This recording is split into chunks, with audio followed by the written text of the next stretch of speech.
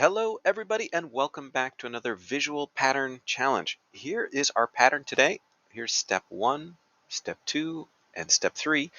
And your challenge is to predict the number of dimes in step 4. If you can do that, can you predict the number of dimes in step 43? And can you write an equation to predict the number of dimes in any step at all? That's the challenge. If you'd like to accept it, pause the video and see what you can do.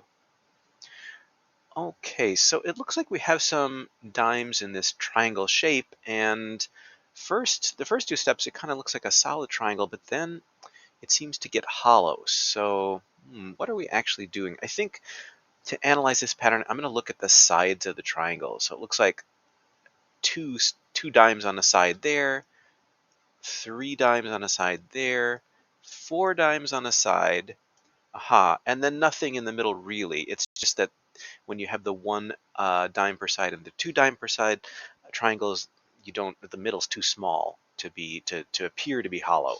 So I think we're going to have 5 dimes on a side. So there's going to be this side with 5, but you'll notice then the other two sides, well, this would be one less. There'd be 4 here because there's 1 dime right there. And then actually on the remaining side, there'd only be 3 because there's 1 dime up here and 1 dime up here to make that side of 5. So 5, 4, and 3, I think, is what we'd get for step 4. And that is 12 dimes in step 4. So what kind of a pattern is this, and how can we predict how many in step 43? I think I'll take a moment to analyze the numbers. It's not growing super quickly, but I think it pays to analyze the numbers to see exactly what kind of a pattern we have. So I'll make a chart with the step number and the number of dimes.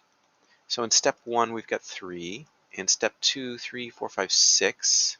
So doubled there. And in step 3, that's 4, 5, 6, 7, 8, 9.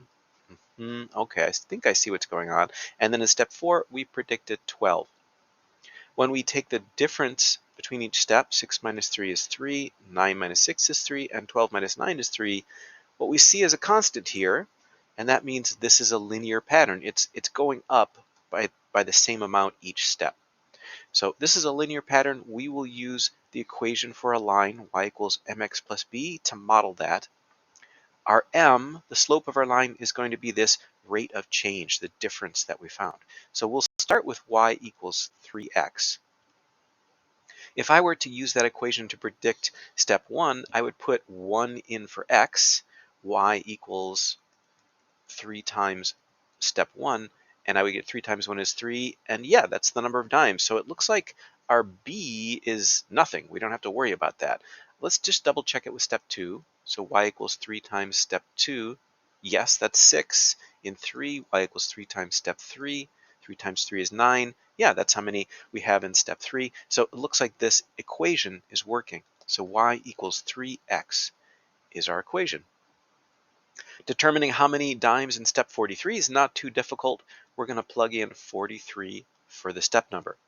So 3 times 40 is 120, and 3 times 3 is 9. So that's 129 dimes in step 43, and that's $12.90 if you want to put it in the form of money. So how did that go for you? Did you get 12 for step 4? Did you come up with this equation? Let me know. Thanks, everybody.